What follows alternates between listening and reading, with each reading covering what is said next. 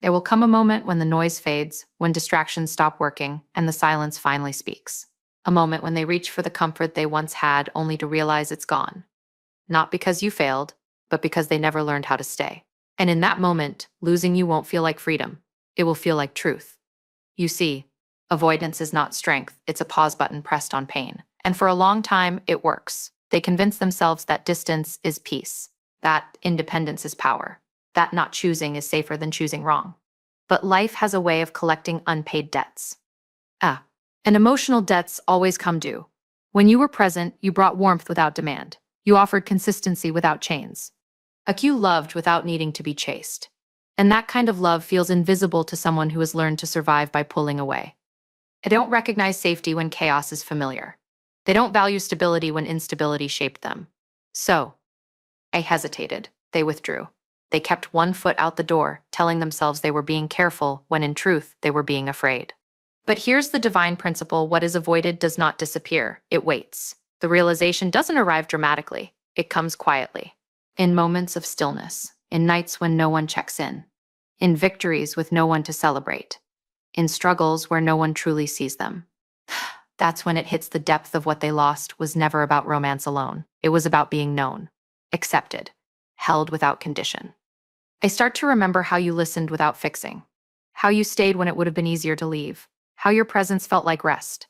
And suddenly, the walls they built to feel safe feel like a prison. Losing you teaches them what having you tried to show them. This is where wisdom speaks. Love is not proven by intensity, but by consistency. And when someone loses consistent love, they lose a reflection of their better self. Because you didn't just love them, you believed in who they could become. And belief is a sacred thing. Your absence becomes the lesson they refuse to learn in your presence. But understand this: your role was never to wait for their awakening. Our purpose was not to be the teacher who suffers so someone else can grow. Growth is a personal responsibility. Awakening is an internal decision. And sometimes the most loving act is leaving so truth can finally speak. If they do realize what losing you feels like, it will not be because you explained it better. It will be because life explained it honestly. And you were never meant to shrink to be chosen. You were meant to be whole, to walk forward, to trust that what aligns will not hesitate. Divine order does not rush, but it does not forget. So let them feel it not with bitterness, but with peace. Because the moment they realize your worth is the moment you are already standing in it. Avoidant love often feels safe until silence becomes the loudest loss. At first, avoidance disguises itself as control. It feels calm, rational, and self-protective. There is comfort in not needing too much, in not leaning too deeply, in always having an emotional exit. To the avoidant heart, distance feels like stability, space feels like safety, silence feels like peace. But this sense of safety is fragile because it is built not on trust, but on escape. In the beginning, silence is intentional. It is chosen. It is used as a buffer against vulnerability. Pulling back feels empowering, as though emotions can be managed simply by keeping them at arm's length. Love is treated like something that can be adjusted in volume, turned down when it feels overwhelming, muted when it asks for presence. And for a while, this strategy works. There is no confrontation with fear, no exposure of unmet needs, no risk of being seen too deeply. But silence has a second phase, and this is where everything changes. What was once a protective pause, slowly becomes an empty space. The messages stop coming, not because they were ignored, but because there is no one left to send them. The familiar presence that once filled the emotional background of life is suddenly gone, and the silence that once felt peaceful begins to echo. This is the moment when avoidance stops feeling safe, because silence, when no longer chosen, becomes a mirror. It reflects back everything that was postponed: unspoken emotions, unresolved attachment, the quiet dependency that was denied.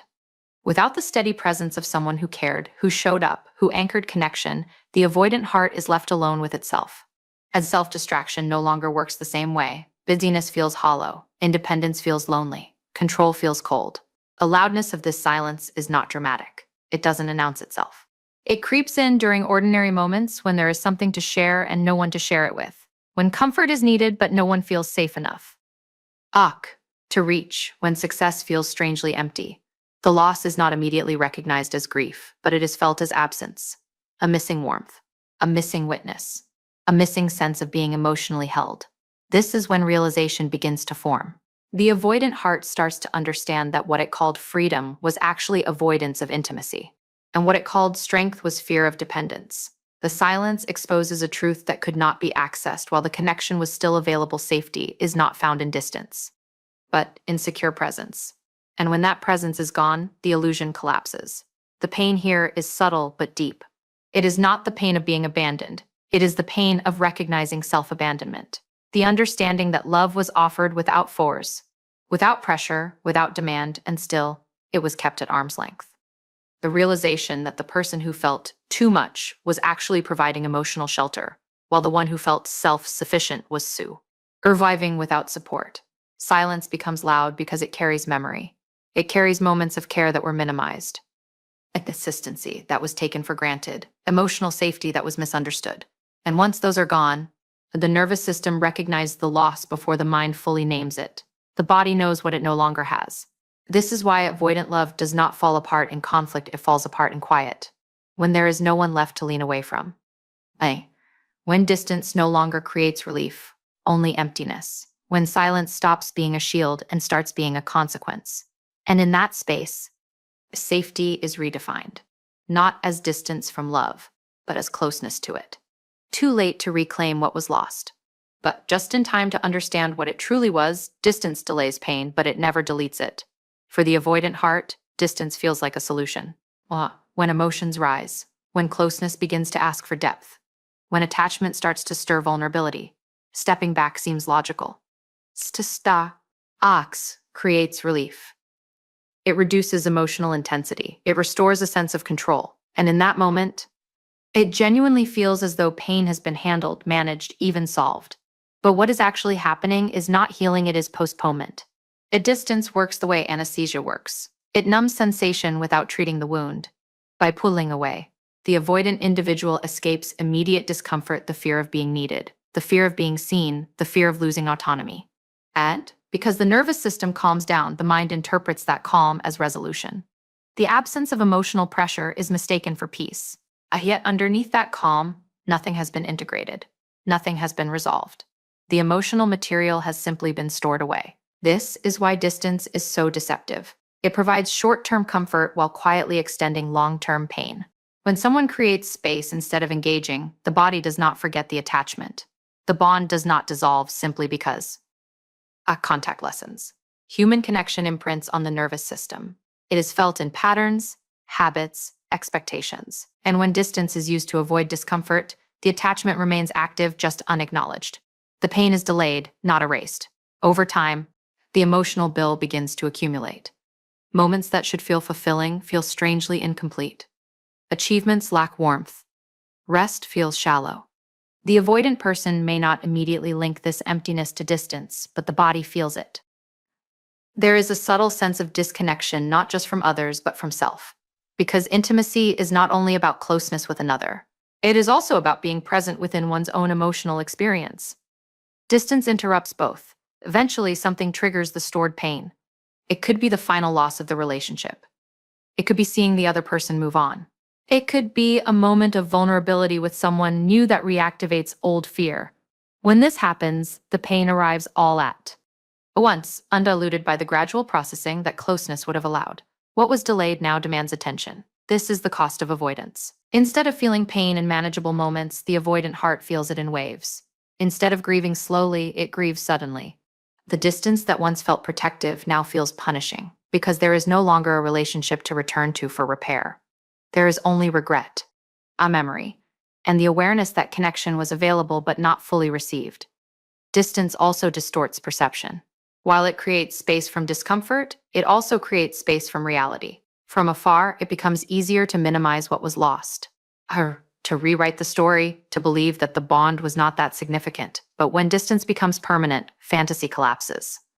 The mind can no longer soften the truth something meaningful was kept at a distance until it disappeared. And this is where the pain sharpens.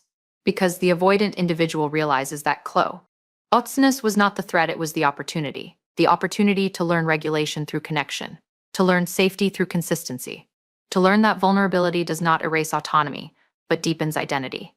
Distance delayed these lessons, and in doing so, delayed growth. Pain returns not as punishment, but as instruction. It teaches that emotions cannot be outrun, that attachment cannot be silenced through space, that love, once felt, leaves a trace, and that the only way through pain is not distance, but presence with oneself and with others. Distance may postpone discomfort, but it never cancels the truth. It simply waits, patient and precise. Until the moment arrives when avoidance is no longer an option, and the pain that was delayed finally asks to be felt. Our realization comes when control no longer protects the heart. For a long time, control feels like the answer. It becomes the quiet strategy behind emotional distance, behind delayed replies, behind carefully measured affection. Control gives the illusion of safety. If I choose when to engage, I cannot be overwhelmed. If I keep emotions contained, I cannot be consumed. If I stay detached enough, I cannot be hurt in ways I cannot manage. This internal logic becomes the foundation of avoidance. Not because the heart is empty, but because it is trying to stay safe while still feeling everything at a distance. A control creates structure where vulnerability feels chaotic. It turns love into something that can be regulated rather than experienced. The avoidant heart learns to monitor itself constantly: how much to give, how close to get, how long to stay before stepping back. This creates a sense of power because nothing feels accidental. Nothing feels uncontrollable. But beneath that sense of mastery, something quieter is happening. Emotional disconnection is being mistaken for emotional strength. At first, this system works. It prevents overwhelm. It avoids dependency. It protects against the fear of being trapped in emotional intensity. When closeness rises, control steps in. When someone gets too near, distance is activated. When feelings become too real, logic is used as a shield. And every time this happens, the nervous system interprets it as success, another moment of safety maintained. But life is not static, and neither is the heart. There comes a point where control is no longer enough to maintain emotional equilibrium, not because it fails suddenly, but because it begins to cost more than it protects. Relationships start to weaken. Emotional opportunities begin to fade. The other person stops reaching as often. The space that was once created for comfort becomes a space of absence. And for the first time, control cannot bring someone back into connection without effort, vulnerability, or surrender. This is where realization begins to surface.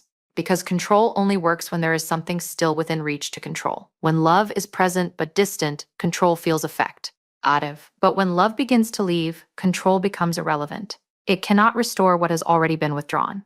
It cannot reawaken what is already detached. It cannot replace presence with intention after the fact. And this is where the illusion breaks. The avoidant heart starts to notice something unfamiliar. The emotional strategies that once created relief now create emptiness. Silence is no longer peaceful. Withdrawal is no longer satisfying. Independence no longer feels like strength, it feels like isolation. And in this shift, a deeper truth begins to emerge. Control was never protecting the heart from pain. It was protecting it from connection. When control loses its effectiveness, emotions that were previously managed begin to surface. Not all at once, but in fragments. A memory here. A regret there. A moment of clarity that arrives too late to change what has already unfolded. A heart begins to recognize that what was pushed away was not danger, but depth. Not chaos, but intimacy, not loss of self, but opportunity for shared presence. And now, without the buffer of control, the emotional reality becomes unavoidable. There is grief for what was not fully received. There is confusion about why safety was equated with distance. There is discomfort in realizing that the very mechanism used to stay safe contributed to losing what felt safe. A control no longer offers answers, it only highlights what has already been lost. This is the moment when emotional maturity begins to form.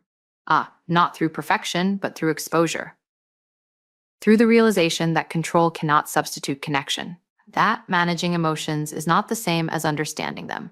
That of avoiding vulnerability does not eliminate fear, it only delays the encounter with it. And perhaps the most difficult realization of all, the heart was never meant to be controlled into safety. It was meant to be guided into trust. Slowly, through presence, consistency, and shared emotional truth.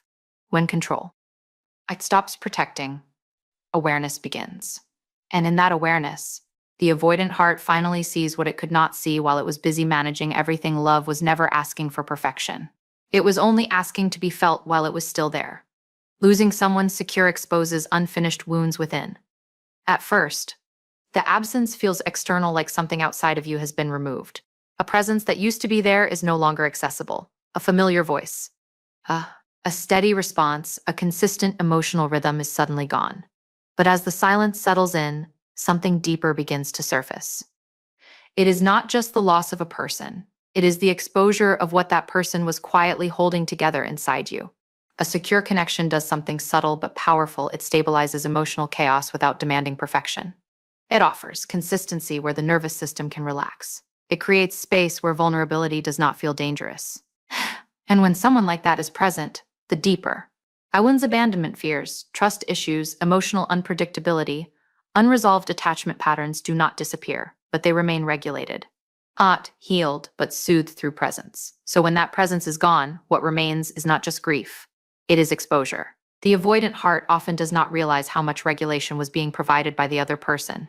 There is an assumption of independence, of emotional self-sufficiency, of being fine alone. But when the secure connection is removed, the internal system begins to reveal what was previously buffered. Emotions become less predictable. Thoughts become more intrusive. Memories become more vivid. The nervous system no longer has the external anchor that helped it stay balanced. And this is where the unfinished wounds begin to speak. Old fears resurface not because they are new, but because they are no longer being quietly stabilized. The fear of being left, the fear of needing too much, the fear of not being enough. The fear of, closeness turning into loss. These do not originate in the present moment. They were always there, waiting beneath the surface. The secure connection did not create them. It simply made them easier to live with. When that connection is lost, the heart is forced to face what it had not fully learned to hold. There is often a delayed realization that what felt too safe, or too intense, or too emotionally close was actually providing something essential. A regulated space where growth could have happened gradually. But avoidance interrupts that process. Instead of staying in the discomfort long enough to integrate it, distance is used. And so the wounds remain unprocessed, only paused. Brings them back into motion. This is why grief in such situations feels layered. On the surface, it is missing the person. But underneath, it is confronting the self without their stabilizing presence. It is realizing how much emotional grounding came through their consistency. It is noticing how certain parts of life felt easier not because life changed, but because emotional safety was available. Without that safety, internal patterns become clearer, emotional triggers feel sharper, silence feels heavier. The mind starts replaying moments that were not fully understood at the time, not as punishment, but as unfinished processing finally trying to complete itself. And perhaps the most confronting part is this: the secure person did not just love, they revealed. They revealed what healthy connection feels like. They revealed what emotional availability looks like. They revealed what it means to be seen without needing to perform emotional distance. And once something like that is experienced, it cannot be completely unknown. So when they are gone, the contrast becomes painful. Not because love is absent alone, but because clarity is now present. The avoidant heart begins to recognize that the wounds it thought were manageable were actually just unexposed. And exposure is uncomfortable because it removes the illusion of emotional control. It shows that there were deeper needs than previously admitted. Deeper fears than previously acknowledged. Deeper longings than previously allowed. Losing someone secure does not create the wounds. It simply removes the environment that made it possible to ignore them. And in that space of absence, what remains is not just heartbreak, it is the invitation to finally see what was always there, waiting to be understood. Regret grows when love was offered freely and consistently. It does not arrive immediately. In the beginning, there is often relief in distance, a sense of emotional breathing room, a quiet justification that stepping back was necessary. The avoidant mind may even interpret space as wisdom, as maturity, as self-protection. But regret is not born in the moment of separation. It grows slowly in the background, as emotional clarity begins to sharpen over time. When love is freely given, it creates a kind of emotional baseline that is easy to overlook while it is present. There is no chasing required, no proving needed, no emotional performance demanded. The love simply exists, steady and available, without conditions that force the nervous system into activation or anxiety. And because it is consistent, it can be mistakenly categorized as something that will always be there, something that does not require immediate attention, something that can be paused, delayed, or approached later. This is where the first seed of regret is planted: delay. The avoidant heart often learns to prioritize what feels urgent over what feels stable. Emotional intensity gets attention. Emotional consistency gets postponed. So when someone offers love in a calm, steady, and reliable way, it does not trigger the same urgency as inconsistency or unpredictability might. But what is not understood in the moment is that consistency is not lack of value. It is high value expressed without chaos. Over time, distance begins. To change perception. What was once familiar becomes memory. What was once accessible becomes absence. And what was once taken for granted begins to be reevaluated under the light of loss. This is where the mind starts to reconstruct the meaning of what was lost, not based on fear or discomfort. Abate grows in clarity that only absence can provide. Regret grows in contrast. It grows when new experiences fail to replicate the same emotional safety. It grows when interactions feel lighter but less meaningful. It grows when silence no longer feels peaceful but empty. It grows when the absence of that consistent presence becomes noticeable in moments that seem small but carry emotional weight no one to share. Thoughts with, no one to return to after a difficult day, no one who remains steady without conditions. And slowly, the avoidant heart begins to recognize something it did not fully see before. The love that was present did not require perfection, only presence in return. It did not dim. And constant emotional exposure beyond capacity. It did not force change, it offered it. Gently, repeatedly, without withdrawal as punishment. But by the time this understanding arrives, the dynamic has already shifted. Regret is not just about missing the person. It is about recognizing missed participation. It is the awareness that love was not something that had to be earned later. It was already there, already available, already consistent. And yet, it was not fully met with the same level of presence. This realization carries a quiet heaviness. Because it is not loud like conflict, it is reflective. It comes in still moments when distractions fade and the mind is left with memory. It surfaces when emotional needs arise again, and the original source of that stability is no longer accessible. It becomes more intense not because the love was dramatic, but because it was dependable. Dependability is often only fully understood in its absence. And as time passes, regret does not remain. Static, it deepens. Not because the past changes, but because understanding changes. The mind begins to replay moments that once felt ordinary and now feel significant. Conversations that were once brief now feel meaningful. Gestures that were once subtle now feel profound. The emotional language of consistency becomes clearer only after it is no longer being spoken. There is also the realization that freely given love carries a rare quality. It does not force transformation through pressure, but invites it through safety. And when that kind of love is not met with equal presence, it does not disappear immediately. It waits. It stays in memory. And eventually, it becomes a comparison point against everything that follows. Regret grows not as punishment, but as awareness. A slow, unfolding understanding that what was once available without struggle may not return in the same form again. And that recognition becomes a quiet teacher, showing that not all love is meant to be realized after a loss, but some is meant to be recognized while it is still present. Healing begins the moment responsibility replaces avoidance, not explanation. Not justification, not emotional storytelling that softens accountability. Real healing starts when the mind stops running from ownership and finally turns inward with honesty. For the avoidant heart, this moment does not come easily because avoidance is not just a behavior, it is a pattern of self-protection built over time. It is the learned response of stepping away when emotions feel too close, too intense, or too exposing. At first, avoidance feels like safety. It feels like preserving independence, maintaining control, keeping emotional overwhelm at a distance. When discomfort rises, stepping back seems wise. When closeness feels demanding, withdrawal feels necessary. And for a long time, this creates the illusion that nothing is being lost, only managed. But what is actually happening is a slow accumulation of unprocessed emotional experiences. Nothing is resolved. It is simply postponed. Responsibility begins when this pattern is no longer defended, but observed. There is a subtle but profound shift that occurs when a person stops asking, "Why did this happen to me?" and starts asking, "What part did I play in what happened?" This is not self-blame. It is self-awareness. Blame keeps the nervous system defensive. Responsibility opens the door to understanding. And understanding is the first true step toward healing. For someone who has lived through avoidance, This moment can feel uncomfortable at first because it removes the familiar safety of distance. It brings attention back to the self, not the version that was protected through detachment, but the version that was present in the relationship.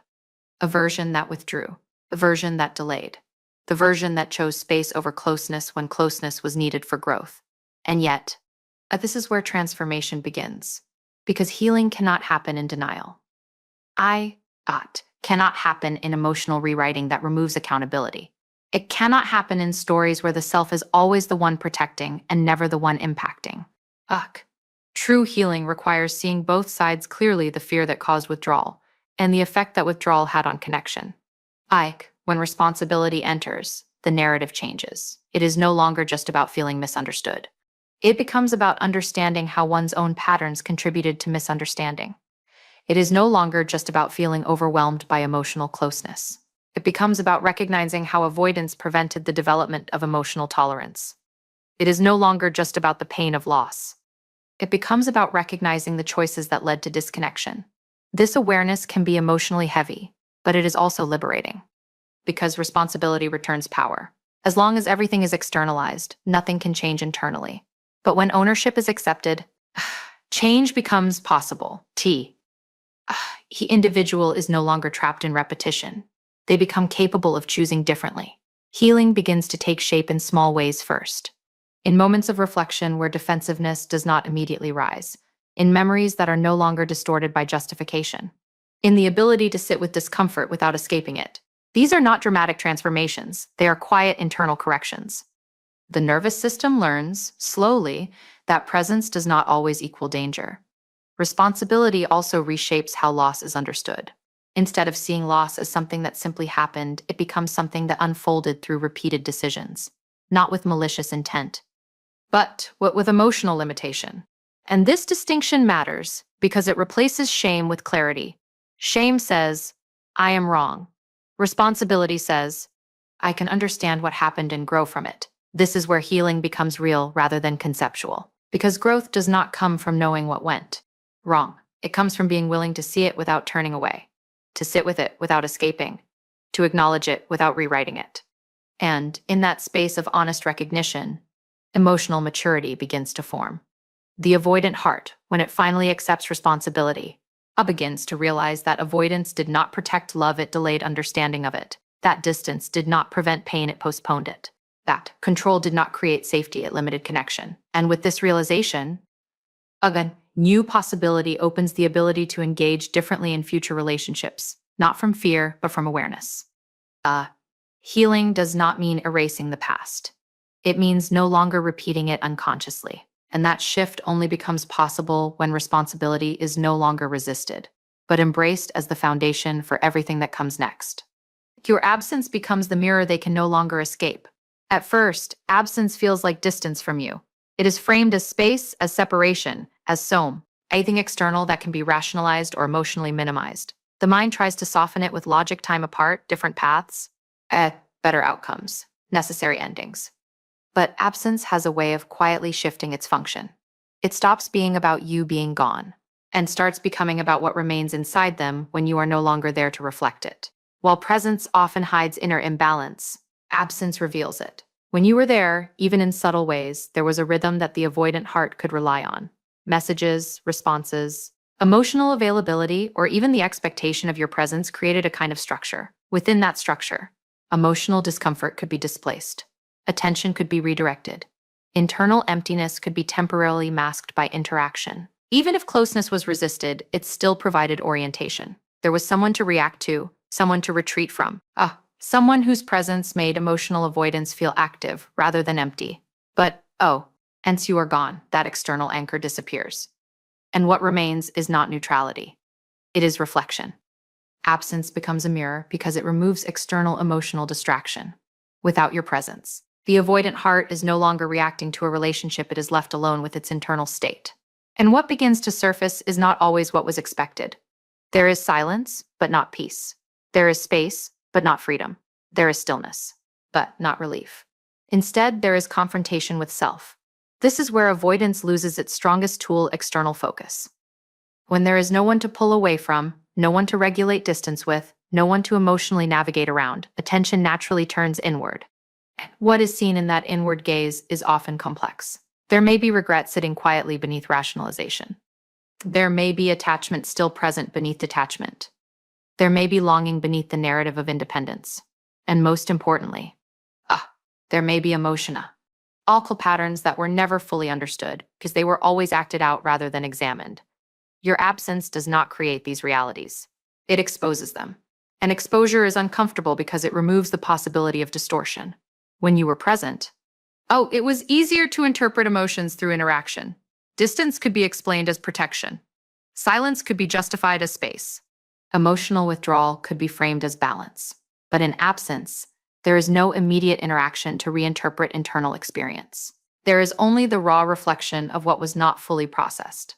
This is where the mirror becomes unavoidable. The avoidant heart begins to notice the emotional weight of what was once dismissed. Moments that seemed small begin to feel significant. The consistency that felt ordinary begins to feel rare. The emotional safety that was once taken for granted becomes recognizable only in memory. And memory, unlike presence, does not argue back. It simply acts. There is also a deeper realization that emerges absence is not passive. It is active in its revealing. It shows patterns of withdrawal, a fear of closeness, discomfort with emotional intimacy, and the tendency to leave before fully understanding what was being left. And because there is no longer a relationship dynamic to distract from these realizations, they become clearer, sharper, and harder to avoid. In this way, absence becomes a teacher, not a comforting one, but an honest one. It does not soften truths. It does not adjust them for emotional comfort. It reflects exactly what is there without interruption.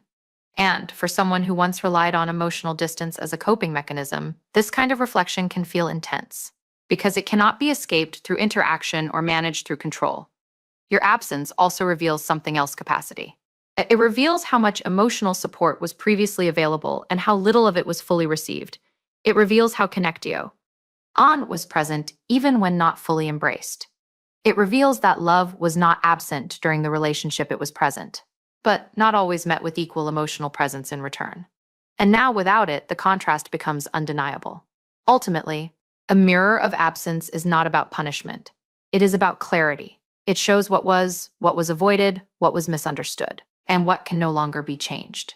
And in that clarity, the avoidant heart is faced with a truth it can no longer step away from. What was once reflected through another person must now be seen within a self, without distortion, without escape, and without the comfort of your presence to soften it. And so, what was once avoided eventually becomes what cannot be ignored, because life has a quiet way of revealing truths that silence could not hide. But what was lost was never just a person, but a mirror of emotional depth, consistency, and presence that cannot be easily replaced. And when that mirror is gone, the only affection left is the self, asking to be understood more honestly than before. May this awareness not lead to regret alone, but to growth, responsibility, and a deeper capacity to love without fear of closeness. Thank you for listening. Take what resonates, leave what doesn't. And goodbye for now.